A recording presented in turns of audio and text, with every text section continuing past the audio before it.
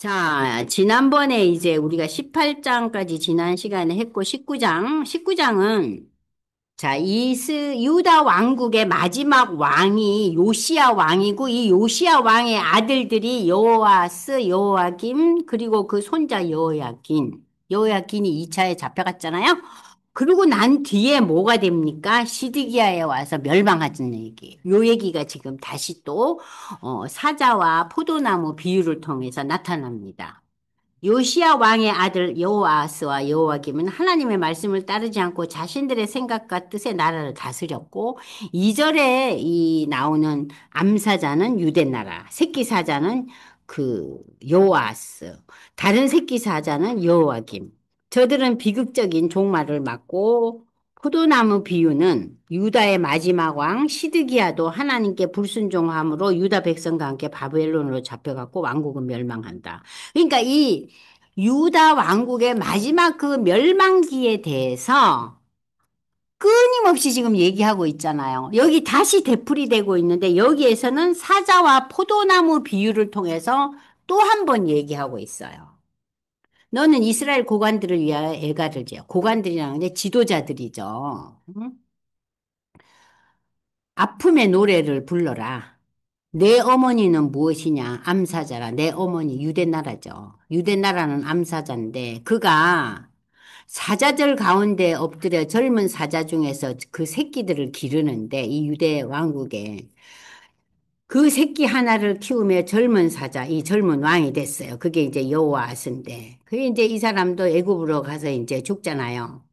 이방이 듣고 함정으로 그를 잡아 갈고리로 깨어 끌고 애굽으로 간지라. 애굽에서 죽어요, 여호와스. 암사자가 기다리다가 소망이 끊어진 줄을 알고 유대 나라가 그 새끼 하나를 또 골라 젊은 사자로 키웠더니 그 젊은 사자가 되며 여러 사자 가운데 왕래하여 먹이 물어뜯기를 배워 사람을 삼키며 그의 궁궐들을 헐고 성읍들을 부수니 그 우는 소리로 말미암아 땅과 그 안에 가득한 것이 황폐한지라. 이방이 포위하고 있는 지방에서 그를 치러 와서 그의 위에 그물을 치고 함정에 잡아 우리에 넣고 갈고리를 껴 끌고 바벨론 왕에게 이르렀나니 그를 옥에 거두어 그 소리가 다시 이스라엘 산에 들리지 아니하게 하려 함이라. 네 피의 어머니는 물가에 심겨진 포도나무 같아서 물이 많을 때는 열매가 맺고 가지가 무성하며 그 가지들은 강하며 권세 잡은 자의 규가 될 만한 권세자 규라는 거죠. 이게 왕홀이잖아요. 될 만한 그 하나의 키가 굵은 가지 가운데서 높으며 많은 가지 가운데서 뛰어나 보이다가 분노 중에 뽑혀서 땅에 던짐을 당하며 그 열매는 동풍에 마르고 그 강한 가지들은 꺾이고 말라 불에 탔더니 이제는 광야 메마르고 가물어 든 땅에 심어 진바되고 불이 그 가지 중 하나에서부터 나와 그 열매를 태우니 권세 잡은 자의 규가 될 만한 강한 가지가 없도다. 이게 누구예요? 시드기야예요. 이 시드기야도 11년 통치하고 끌려가 죽잖아요. 이것이 애가라 후에도 애가가 되리라. 그러니까 이 애가라는 것은 이스라엘의 그 마지막 네 명의 그 왕들. 세 사람은 그 요시아의 아들이고 한 사람은 요시아의 손자죠. 이 네 사람이 그 유대 나라 남유다 왕국의 멸망사가 곧 슬픈 노래라는 거예요. 그 마지막 이 20 몇 년 동안 이 네 사람의 왕들이 죽어나가고 나라는 멸망하는 이 슬픈 노래가 19장입니다. 자, 그래서 여기 이 본문들은요, 그렇게 어려울 게 아무것도 없어요. 특별히 여러분들이 그물을 치고 함정에 잡았다는 이 8절의 말씀을 보면요, 이 시대가 BC 597년인데, 완전히 망하는 거는 BC 586년이잖아요. 11년 뒤에요. 여호와김이 바벨론에 사로잡힌 2차 포로기를 얘기하는 거예요. 그러니까 지금 이 에스겔은 2차 포로기가 된 이후의 글이잖아요. 2차 포로로 잡혀온 자가 누구예요? 에스겔이에요. 1차 포로에 잡혀온 선지자는 다니엘이에요. 응? 그러니까는 다니엘과 에스겔 이 사람들이 포로기에 잡혀와서 이 유대 사람으로서 한 사람은 바벨론의 최고위층이 되고 한 사람은 선지자의 역할을 해요. 그러면 예루살렘에 남아있는 선지자가 예레미야예요. 아시겠죠? 그러니까 이 시대에 세 사람의 선지자가 있었죠. 다니엘, 예레미야, 에스겔. 근데 맡은 역할이 다 달라요. 그죠? 한 사람은 정치 지도자가 됐고, 한 사람은 포로된 땅에서 거기에 잡혀온 사람들, 피난민 캠프에 있는 사람들을 위해서 말씀을 전했으니까 더 어려웠겠죠. 유대에 남아 있었던 예레미야도 뭐 힘들었지만. 자, 그러면서 이제 이 얘기들이 여러분들 여기 프린트에 보시면은요, 어, 어디에 여러분들이 이제 꼭 이제 봐야 되냐면은 19장에서는 제가 지난번에 읽으라 그랬잖아요. 열왕기하 23장, 24장 이 마지막 얘기 이거 꼭 읽으셔야 돼요. 그리고 그 나머지에 불이 열매를 태운다는 이 14절이 마지막 멸망사라 그랬죠? 14절이. 그죠? 시드기야 왕 얘기잖아요. 이 시드기야 왕 얘기는 열왕기하 23장 31절에서 이제 25장 30절까지. 그러니까 오늘 제가 내드릴 숙제는 뭐냐면은 열왕기하 23장 31절부터 열왕기하 25장 30절까지 쭉 읽으면 오늘 읽었던 이 16, 17, 18, 19장의 역사적인 배경이에요. 아시겠죠?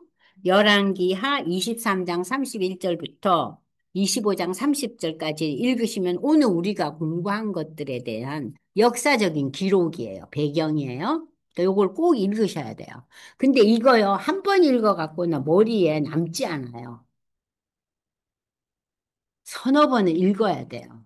그러니까, 요 다음에 우리 국사 시험 본다 생각하시고, 여러분들이 혼자서 도표를 그려가면서 읽으셔야 돼요. 저는 도표를 그렸어요. 아, 요시요. 누구네 썼어요. 1차, 2차, 3차, 연대도 쓰고. 제 앞에 여기 있거든요. 맨 앞에 보면 그 역사 있죠? 그러니까 그 열왕기하를 읽으면서 역사적인 그 메모를 처음에 우리가 배웠잖아요? 그 연대기를 같이 보면서 메모하면서 딱 여러분들이 만들어 갖고 메모지에 여기 붙이는 메모지 있잖아요? 그걸 여러분들 성경에다 붙여 놓으세요. 그러면 절대 안 잊어버려요. 그렇게 해서 이제 보시고, 여기 보면은 지금까지 우리가 19장까지 읽은 그 중요한 비유와 주제가 나와요. 프린트 보셨어요? 자, 프린트 보시면은 27페이지 맨 위에 보면요. 에스겔의 주요한 비유와 주제가 나오는데, 우리가 에스겔서 15장에 열매 맺지 못한 이 포도나무, 그때 포도나무가 가지가 형편없잖아요. 포도나무 가지는 불쏘시개밖에 안 된다. 불에 타도요, 이게 오래 타질 못해요. 가지가 굵지를 않아가지고. 그러니까는 불 만드는 불쏘시개밖에 안 되고 땔감이 안 되는 거예요. 자, 그러나 이 포도나무는 열매가 풍성할 때 이건 뭐 사람들한테 정말 하늘이 준 열매가 포도잖아요. 그러니까 이 열매 맺지 못한 포도나무를 이 유대 나라로 비유한 거예요. 하나님이 귀한 포도나무로 너희를 줘서 열매 맺게 한 지구상에서 가장 귀한 열매 중에 하나가 포도 아니에요.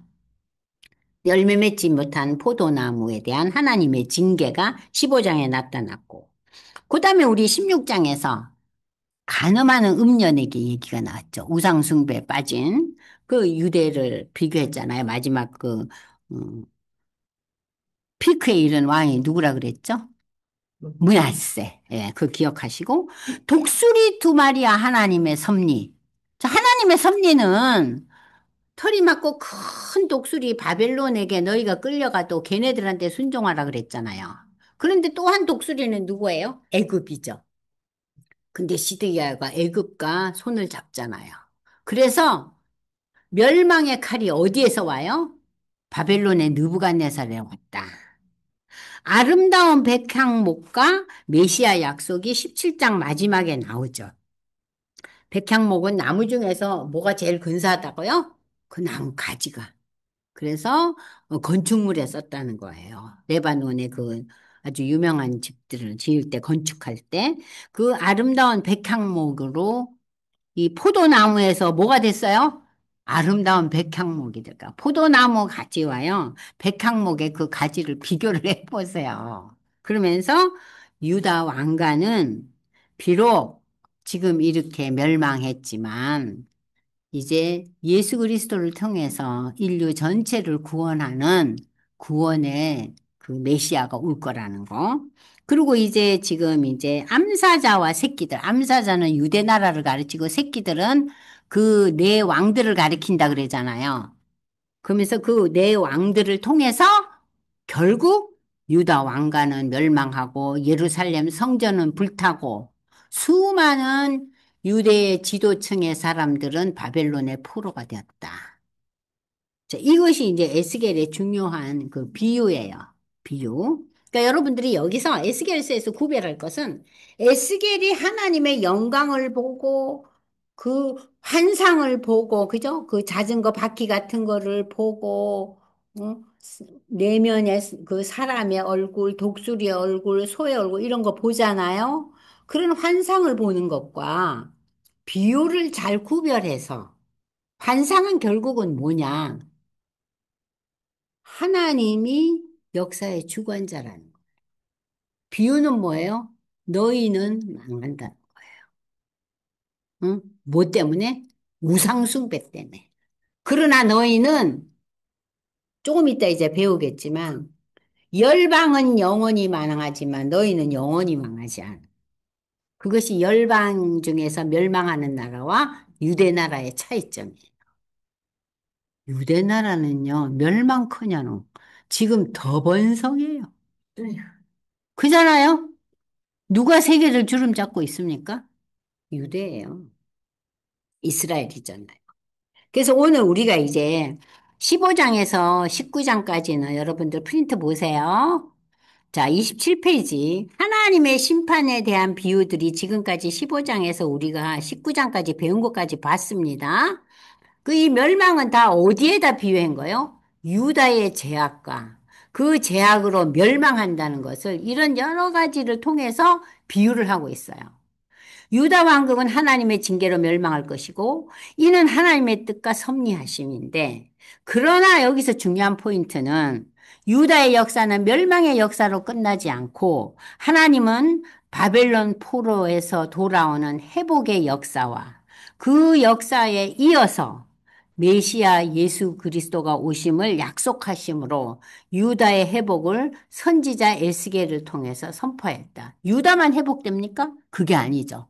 유다 밑에 그 유다가 그늘을 만들어서 그 밑에 있는 열방도 돌아올 거라는 그런 놀라운 어, 복음의 메시지를 지금 에스겔을 통해서 선포하고 있습니다.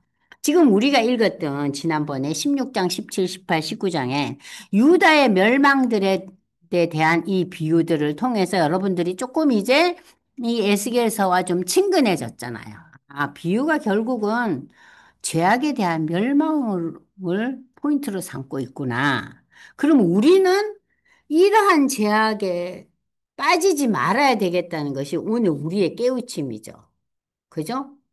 번영과 성취와 놀라운 그 우리가 소위 말하는 그 눈에 보이는 축복에 대해서 우리가 너무 마음을 빼앗겨서는 안 된다는 거죠.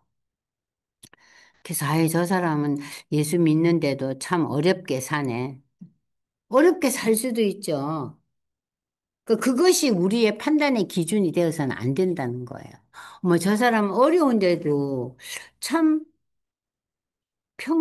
평안함을 누리고 신앙생활도 잘하고 불평불만 안 하고 잘 지내네. 나보다 행결 낫네. 그런 생각이 우리를 지배해야 되는 거예요. 아니, 뭐 남편도 그렇고 애들도 그렇고 아이고 집구석이 엉망인데도 뭐 교회는 왜 온대?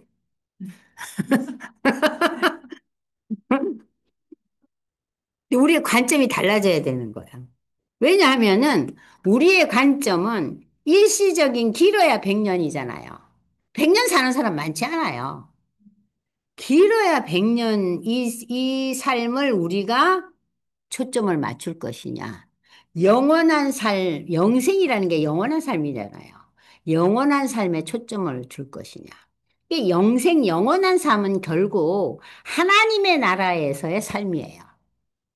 또 우리가 요한복음을 읽고 복음서를 보면 영생, 구원 이런 얘기 나오면 멀리 있는 얘기 같아요. 멀리 있는 얘기가 아니고 영생은 지금부터 이 세상에 살면서 다음에 또 다른 세계, 하나님의 나라에서 이어지는 거기서는 끝이 없잖아요. 영원히 이어지잖아요. 그럼 그 날이 훨씬 긴데, 비교할 수 없을 만큼 긴데, 왜 여기 100년에 이렇게 목을 매달고 살지? 그러면서 자꾸 그 목 매달고 있는 내 관점을 자꾸 끌어내리는 거예요.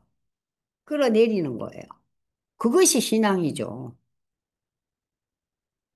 유순희 권사님은 어떻게 생각해서요? 그 끌어내리는 게 신앙이에요.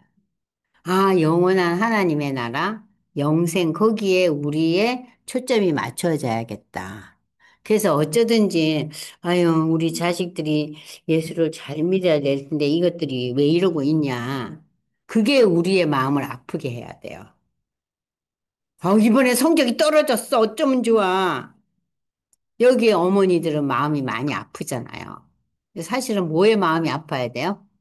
우리 아이들이 신앙이 성실치 못하고 자기의 그 뭔가 비전을 위해서 열심히 사는 게 참 바람직하고 좋지만은 그것보다 더 위의 것이 있다는 것을 아이들이 감지해야 돼요. 그거를 감지하지 못하고 그것을 생각하고 거기에 대한 관심이 없다면 우리의 자녀 교육은 실패한 거예요.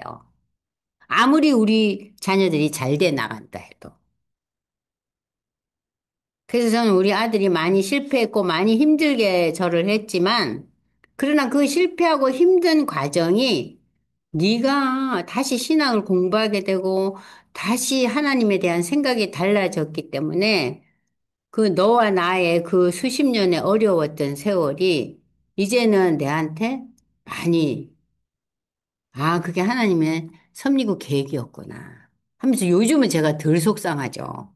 그러나 그 시대에는 저는 새벽기도 나오면서 차 몰고 올 때 출근하는 젊은 청년들을 보면 그냥 울었어요. 저렇게 살면 안 되나. 왜냐하면은 그런 지극히 정상적이고 당연한 거에 대해서 제가 손을 못 놓는 거예요. 얘가 방황하니까. 근데 지금은 어떠냐. 그 방황이 필요했구나. 그게 없었으면 얘는 믿음을 갖지를 못했겠구나.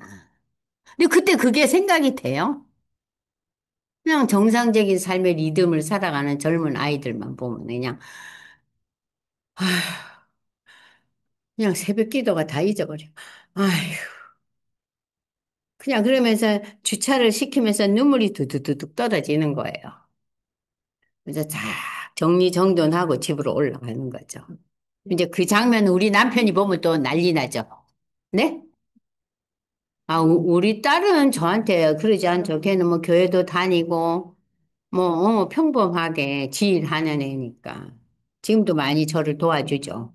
기도해주고. 그러니까는 각자 그릇이 다른 것 같아요. 그래도 딸이 많이, 지 오빠를 많이 높여줘요. 그게 고맙죠, 저는. 아유, 그래서 저를 보고, 엄마, 우리 아들은 엄마 아들보다는 나를 덜 힘들게 할 거야. 나는 그렇게 힘들게 하면 나는 못 견딜 줄을 하나님이 아시고, 이러고 있어. 예. 자, 그래서 그 유다의 그 멸망에 대한 비유들을 보면서 여러분들의 그 초점이 우리의 관심사가 어디에 있어야 되느냐. 응? 우리 자녀들, 우리 친지들, 응? 남편들. 특별히 저는 친구들 만나면 믿음 없는 남편들을 위해서 기도하라 그래요. 야, 세상 떠날 때 그래도 하나님 나라 간다, 우리 영감쟁이가. 그러고 보내야 될 거 아니냐, 먼저 가더라도. 거기에 대한 확신 없이 보낸다면 이건 너무 마음 아픈 일 아니냐. 늘 그 얘기하죠. 하나님은 심판 가운데서도 회복의 역사를 예언의 말씀으로 주셨다. 회복의 역사는 첫 번째는 바벨론 포로에서 회복되는 것이고, 두 번째는 예수의 오심이고, 세 번째는 예수의 재림, 종말이에요. 세 가지로 딱 나누어지죠. 바벨론 포로에서 돌아와서 저들은 결국 성전을 다시 짓고 성벽을 수축하고 예루살렘이라는 그 신앙 공동체를 이루고 살아요. 응? 그러나 역사 속에서 이 유대 나라는 엄청난 고난을 겪죠. 로마에 뭐 그 이후에도 뭐 히틀러 시대에 이르기까지 엄청난 고난을 겪잖아요. 전 세계에 흩어져 살면서. 그런데 이제 이 유대가 전 세계를 움직이는 힘이 됐잖아요. 근데 그 움직이는 힘이 예수와 연결될 때 예수님이 오신다는 거예요. 그게 역사의 종말이에요.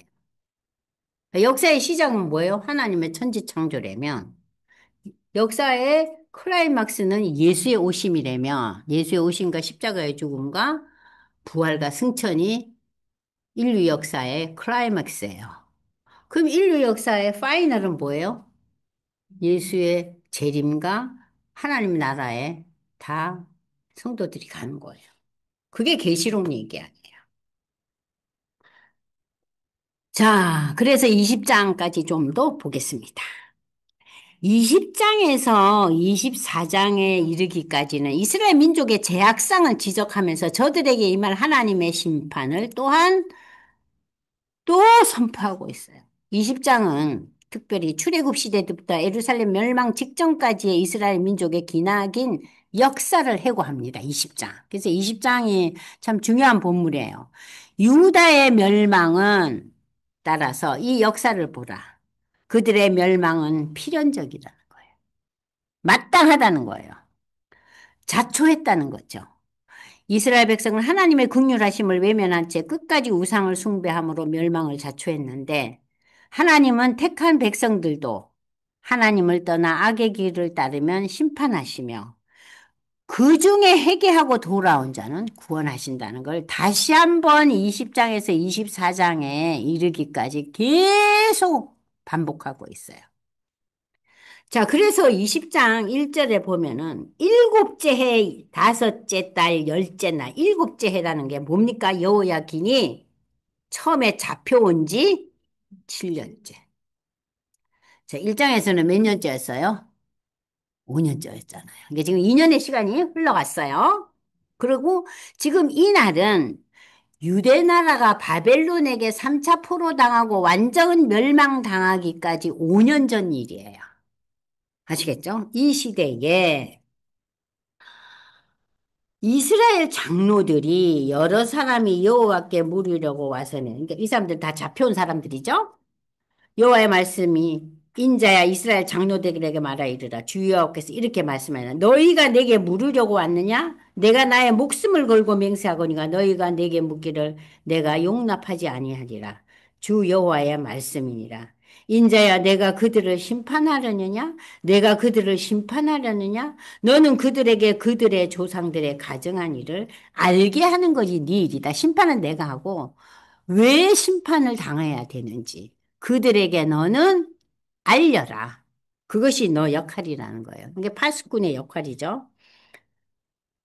이르라. 주 여호와께서 이같이 말씀하시니 옛날에 내가 이스라엘을 택하고 야곱 집의 후예를 향하여 내 손을 들어 맹세하고 애굽 땅에서 그들에게 나타나 맹세하 이르기를 나는 너희 여호와 하나님이라 하였노라.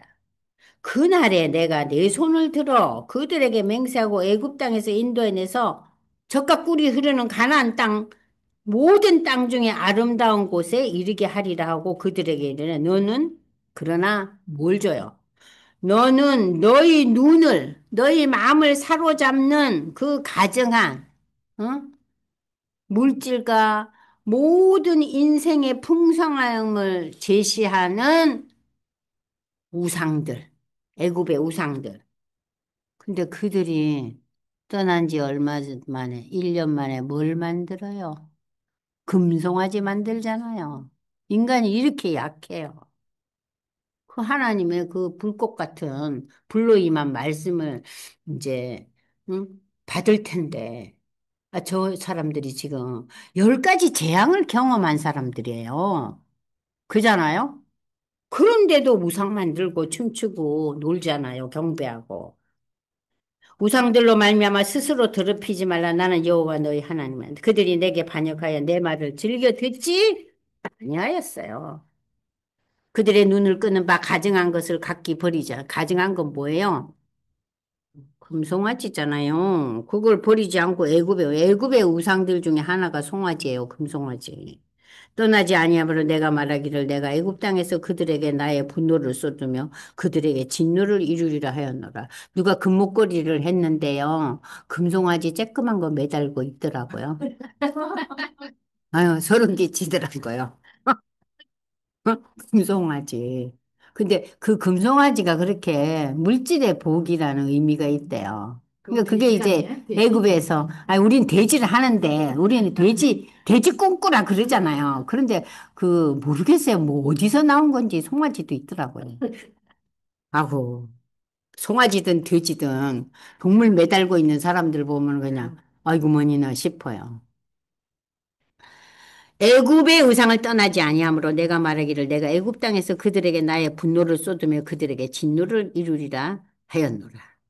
그러나 내가 그들이 거주하는 이방인의 눈앞에서 그들에게 나타나 그들을 애굽 땅에서 인도하여 내었나니 이는 내 이름을 위하여 이 내 이름을 위하여라는 것은 하나님이 하나님의 이름을 위하여라는 이 표현은 하나님은 인생과 달리 시건치 않는 분이죠.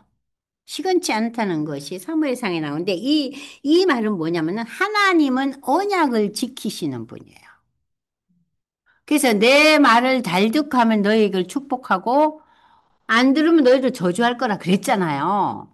그러니까 여기서 내 이름 때문에 내가 약속한 것이기 때문에 내 이름을 그 이방인의 눈앞에서 더럽히지 아니하니라고 행하였으며 그러므로 내가 그들을 애굽 땅에서 나와서 광야에 이르게 하고 광야에서 얼마나 힘들어요. 그들이 38년 반을 헤매잖아요. 금송아지 만든 결과. 그리고 또 저들이 미리 누구를 보내요? 12명의 정탐꾼을 보내는데 여호수아와 갈렙만 우리는 갈 수 있다. 나머지는 절대 안 된다고 봉봉 뛰죠. 그래서 이 두 가지 제약으로 인해서 그들이 38년 반 동안 헤매잖아요. 예? 그냥 보통 땅에서 헤맨 게 아니라 광야에서. 근데 하나님은 그들을 광야에서 헤매게 하지만은 물도 주고 만나도 주고 메추라기도 주셨어요. 사람이 준영하면 그로 말미암아 삶을 얻고 내 규례를 알게 하였고 내가 그들을 거룩하게 하는 여호와인 줄 알게 하려고 하나님께서 만든 제도가 안식일 규정이에요. 그러니까 안식일은 뭐 하는 날이에요? 네. 쉼과 하나님만 생각하는 날이에요. 쉬는데 그냥 멍 때리고 앉아서 텔레비전 보면서 두 다리 뻗고 졸았다가 TV 봤다가 하는 그런 안식이 아니라 이 안식일은 거룩하게 구별된 하나님을 예배하는 날이잖아요. 그래서 이 안식일이 오늘날 우리 주일이잖아요. 그래서 이 하나님이 만든 제도가 율법을 저들에게 주다. 하나님의 백성임으로 부르고 저들에게 율법과 규례를 줬잖아요. 그죠? 율법은 10가지 기본법이고 규례는 뭐예요? 여러 가지 그 사회 정의와 그 도덕과 윤리에 대한 여러 가지 그 삶의 지혜를 줬잖아요. 그러고 난 뒤에 준 것이 안식일을 구별하여 거룩하게 지켜라. 왜냐? 너희는 내 백성이니까. 그날은 나를 기념하라는 거예요. 나를 생각하고. 그래서 일도 하지 말라는 거예요. 일하면 우리가 어떻게 우리가 이 관심이 일에 쏠리잖아요. 그래서 그들은 그날은, 그때는 뭐 밥할 필요가 없었지만, 그게 저는 조금 부러웠어요. 만나 먹었으니까. 근데 그날은 음식도 이스라엘 백성들은 안 했어요. 안식일지. 그러니까 미리 다 해놨죠. 응? 미리 다 해놨어요. 안식일과 참 이 안식일이 영원한 언약이죠. 그러나 이스라엘 족속이 광야에서 내게 반역하여 사람이 준행하면 그로 말미암아 삶을 얻을 나의 율례를 중용하지 아니하며 나의 규례를 멸시하고 안식일을 더럽혔다. 그러니까 안식일을 지키지 않았다는 거예요. 응? 그래서 내 분노를 광야에서 그들에게 쏟아 멸하라고 했지만 모세가 기도하잖아요. 그죠? 내가 내 이름을 위하여 달리 행하였나니. 내 이름을 위하여는 뭐야? 내가 약속을 지키는 자니까. 내가 그들을 인도해 내는 것을 본 나라들 앞에서 내 이름을 더럽히지 아니하며 내가 내 손을 들어 광야에서 그들에게 맹세하기를 내가 그들에게 허락한 땅 곧 젖과 꿀이 흐르는 땅이요 모든 땅 중에 아름다운 곳으로 그들을 인도하여 드리지 아니하리라 한 것은 그들이 마음으로 우상을 따라 나의 규례를 업신여기며 나의 율례를 행하지 아니하며 나의 안식일을 더럽혔다. 안식일을 지키지 않았다. 그러나 내가 그들을 아껴서 광야에서 멸하여 아주 다 없애지는 않고 남겨두었다. 남은 자. 내가 광야에서 그들의 자손에게 이르기를 너희 조상들의 율례를 따르지 말고 그 규례를 지키지 말며 그 우상들로 말미암아 스스로 더럽히지 말라. 여기 조상들의 율례와 규례는 뭐예요? 그들이 만든 전통이에요. 근데 지금 유대인들이 그들이 만든 전통이 율법보다 더 위에 있어요. 응?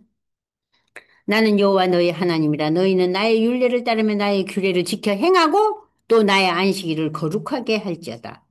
거룩하다는 게 구별하라는 거거든요. 안식일을 구별해서 지키라는 얘기예요.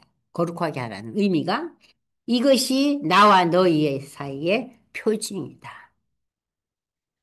표징이 되어 내가 여호와 너희 하나님인 줄을 너희가 알게 하리라. 그러니까 그날은 하나님의 날이에요. 안식일은. 응? 일하지 말라는 거죠.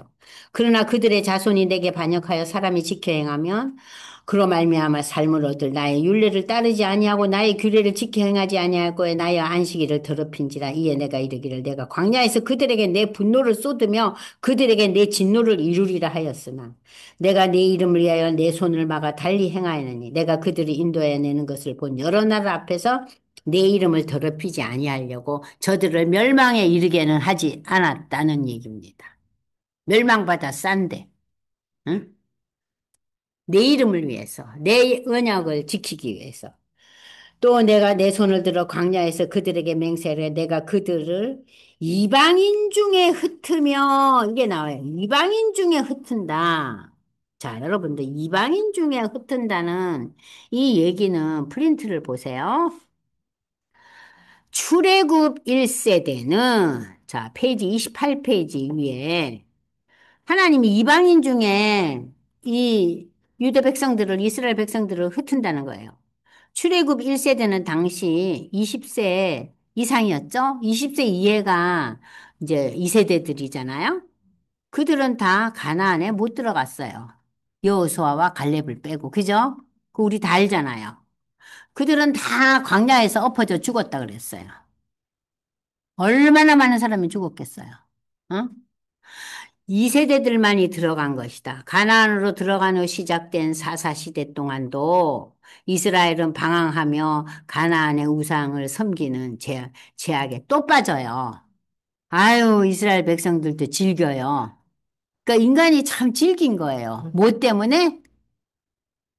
그냥 잘 먹고 잘 사는 일에 정신이 팔려서 이것을 극복하는 게 너무 어려운 거예요. 잘 먹고 잘 사는 것보다 더 큰 우리의 목표지가 있다. 우리의 파이널 골이 있다는 것을 항상 잊어버리는 거예요. 왜냐? 오늘이 중요하니까. 오늘이. 오늘이. 오늘 우리도 마찬가지잖아요. 응? 그런데 마지막 사사 시대, 사무엘 시대 때 백성들의 장로들이 와서 왕을 우리도 이웃나라처럼 왕조대로 해갖고 우리가 제대로 좀 응? 살면 좋겠다 하니까는 사무엘이 화를 내잖아요. 근데 하나님이 그래라. 그래, 왕정이 시작되죠.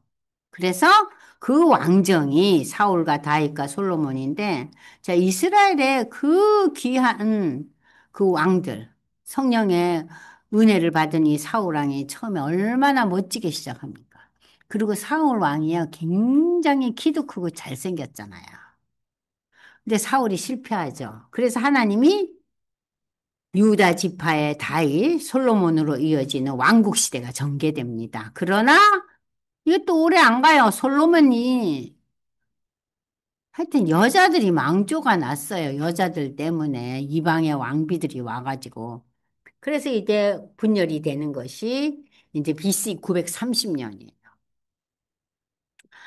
자, 북왕국은 BC 720년에 아수르에 멸망하고 북왕국의 멸망은 단순한 멸망이 아니에요. 이 열지파가 간 이 북왕국이 이 수도 사마리아에 들어온 그 아수르가 데리고 온 이방인들과 유대인들이 결혼함으로 사마리아인 호녀라가 나왔어요.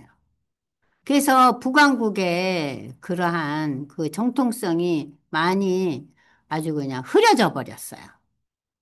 그러고는 저 사람들이 여기저기 흩어져 사는 거예요.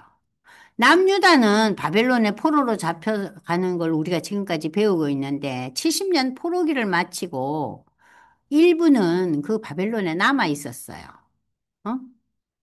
그래서 또 이 유대민족은 이방에 애자가 틀렸죠. 이방에 흩어져 버렸어요. 그죠? 이방에 흩어졌잖아요. 자, 그렇게 되다 보니까는 참 이 나라가 정말 너무 어려워지는 거죠. 그리고 이제 역사가 이제 AD로 넘어오면서도 예수님은 이제 떠나시고 복음을 정하고 떠나시고 열두 제자와 예루살렘 교회가 남겨져 있지만 그리고 이제 그 바울 사도를 통해서 복음이 지금 AD 70년 이전에 소아시아로 들어가잖아요. 네. 그죠? 바울과 바나바와 실라와 마가 이런 사람들을 통해서 그러나 AD 70년에 그런 로마의 티토 장군이 예루살렘을 함락해요. 그래서 성전이 다시 다 무너지고 해파되고 통곡의 벽만 남아서 지금도 거기서 유대인들은 기도하잖아요. 통곡의 벽을 붙잡고 까만 모자를 쓰고 여러분 TV 통해서 많이 보셨죠? 직접 가보신 분들도 많지만 그리고 이제 세월이 흘러 유대인들은 전 세계에 흩어져서 유대인들은요 남미에도 있고 아프리카에도 오만에 다 있어요. 전 세계에 있어요. 그러니까 이제 러시아에도 있고 유럽에도 있고 그리고 이제 그 이스라엘 땅에 남겨지 사람들이 또 많이 있고 많이 여러 가지로 흩어져 있지만 러시아, 유럽 그리고 이제 자기네 이스라엘 땅. 근데 이제 러시아에 있는 유대인들이 미국으로 많이 건너왔대요. 러시아에서 이제 그 제정 러시아가 넘어가면서 공산화되면서 그 사람들이 미국으로 이주해요. 미국으로 이주해요. 자, 그렇게 해서 이제 유대 민족들이 전 세계에 이제 흩어지면서 1948년에 유엔에 의해서 유대 나라가 이스라엘로 정식 국가가 됩니다. 응? 그래서 2500년의 세월 속에서 세계 곳곳에 흩어진 유대 민족이 결집되고 오늘날 세계의 그 경제와 정치에 큰 영향력을 행사하고 있죠. 그러나 이 유대인들은 자기네들의 그 옛 영토를 찾겠다고 그래가지고 중동하고 끊임없는 영토 분쟁이 지금도 일어나고 있잖아요. 근데 많은 지역을 지금 유대인들이 많이 점령했죠. 그러니까 계속해서 이제 중동에서 문제가 불거지고 있죠. 아직 해결이 안 되고 있잖아요. 자, 그러면서 이제 이 지금 에스겔서 20장에서는 유대의 역사의 얘기들을 여러분들이 이제 듣고 있는데 제가 여기 이제 안식일 얘기하고 이방인들에게 흩은다는 얘기를 하는데 23절 이방인 중에 흩는데 왜 그랬느냐? 안식일을 더럽히고 우상을 사모하고 내가 그들에게 선하지 못한 율례와 능히 지키지 못한 규례. 이게 뭐냐면은 자, 여기 보세요. 이 표현이 굉장히 독특한 표현이에요. 왜 그들이 이러한 선하지 못한 율례, 능히 지키지 못한 규례를 주었고, 그들이 장자를 괴화제로 드리는. 자, 여러분, 여기에서 보는 것은 지금, 어, 선하지 못한 율례라는 것이 뭐냐? 혼합 종교의식이에요. 아시겠어요? 하나님이 혼합 종교 의식을 주셨어요? 아니잖아요. 하나님을 섬기라는 그 율례와 제사법과 모든 것을 주셨는데 저들이 무엇을 창출해냅니까? 이방 나라와 달라요. 혼합 종교. 양손에 떡을 쥐는 거예요. 하나님의 복, 우상의 복. 욕심도 많아. 그러니까 이 유대 나라가 엄청난 고난의 세월을 2500년 동안 또 겪는 거예요. 국가가 없어요. 근데 지금까지도 유대 나라는, 유대 민족은 돈을 귀히 여기잖아요. 유대인들은요, 저는 미국에서 유대인들 부자들은요, 그름을 온데 두르고 있대. 아, 예? 아니, 그러니까는 무슨 이렇게 사업하는 비즈니스 하는 이런 사람들이 그 큰 가게를 하는데 그 가게가 전부가 다 유대 할아버지 건데 그 할아버지는 맨날요. 아니, 아니, 나 목도 안 아픈가 몰라. 뭐, 하여튼 우리 이렇게 뭐라 그러죠? 이 손가락만한 두께 그런 금목걸이를 하고 막 이렇게 금팔찌 하고 막 시계도 금으로 둘러싸인 거 하고 막 그러더라고요. 그러니까 유대인들에 대한 그 시야가 안 좋아요. 아, 유대인들은 너무 물질을 좋아하더만요. 그래도 또 저거가 하나님 백성이래요. 그러니까 지금 그 옛날의 전철을 일부 유대인들은 그대로 밟고 있는 거예요. 그게 뭐예요? 혼합 종교. 지금 이거 혼합 종교를 얘기하는 거야. 응? 혼합 종교의 그 율례와 규례를 그들이 응? 내가 그들에게 주었고 그들이 그걸 가지게 됐다는 거야. 하나님이 그거 가져라고 한 게 아니라 하나님이 주신 것은 하나님 경배인데 우상을 넣어서 저들이 두 개를 다지고 있는 거예요. 그것뿐만 아니라 그들이 화제로 자기 자식들을 바쳤잖아요. 그죠? 그러니까 이거는 뭐 하나님 보시기에는 정말 마음이 정말 너무 안타깝죠. 그런즉 인자의 이스라엘 족속의 말에 주역에 이같이 말하사 너희 조상들이 또 내게 범죄하여 나를 욕되게 하였노. 내가 내 손을 들어 그들에게 주기로 맹세한 땅으로 그들을 인도하여 들었더니 그들이 모든 높은 산과 모든 이건 뭐예요? 산당 제사예요. 산당에서 도 제사 지냈잖아요. 성전에서는 성전 제사 드리고 산당 제사. 응? 이 산당 제사가 누구를 통해서 왔어요? 솔로몬의 비빈들을 통해서. 응? 이에 내가 그들에게 너희는 다시는 산당이 무엇이었냐 하느라 그것을 오늘날까지 바마. 바마가 산당이라는 히브리어예요. 오늘날도 그들이 이 단어를 쓴다는 거예요. 저기서 30절부터는 이제 어렵지 않아요. 여러분들이 오늘 본 거 이게 굉장히 길거든요. 49절까지 되는데 저는 오늘 원래 21장까지 하려고 그랬는데 아까 제 얘기하다가 20장도 다 못 끝내고 지금 12시 5분인데요. 어쨌든 여러분이 지금 거의 다음 주까지 쉬니까는 쉬는 동안에 지금까지 배웠던 20장까지를 한번 읽으시고 20장 못 배운 것도 한번 읽어보세요. 제가 나중에 설명을 해드릴 거예요. 여기도 조금 어려운 본문들이 조금 나와요. 20장 마지막에 뭐 막대기 아래로 지나가게 한다는 둥 뭐 이런 얘기 나오는데 그거 설명은 이제 다음 이제 우리가 추석 지난 그때 여기에 이제 30절부터 시작할 거예요. 시작해서 그날은 좀 제가 빨리 나올 거예요. 21, 22, 23장 쭉 이제 하는데 여기서부터는 이제 그 열방에 대한 그 심판도 나와요. 열방의 심판. 음. 근데 이 열방의 심판과 이스라엘 유다에 대한 심판이 다르다는 거 그거를 기억하시고 이제 다음 주에 공부하면 되고요. 자, 오늘 지금 이제 우리가 1장에서 20장까지를 한번 쭉 리뷰하세요. 이제 조금 이해되시죠? 근데 왜냐면은 반복되는 게 많아요. 반복되는 게 많으니까. 그리고 하나님께서 이 하늘의 문을 여시고 하나님의 영광을 에스겔이 경험하게 하잖아요. 마치 계시록을 기록한 사도 요한이 하나님 경험했잖아요. 그것이 지금 구약에서는 이 에스겔이 환상을 끊임없이 보는 거예요. 그리고 말씀은 비유로 그죠?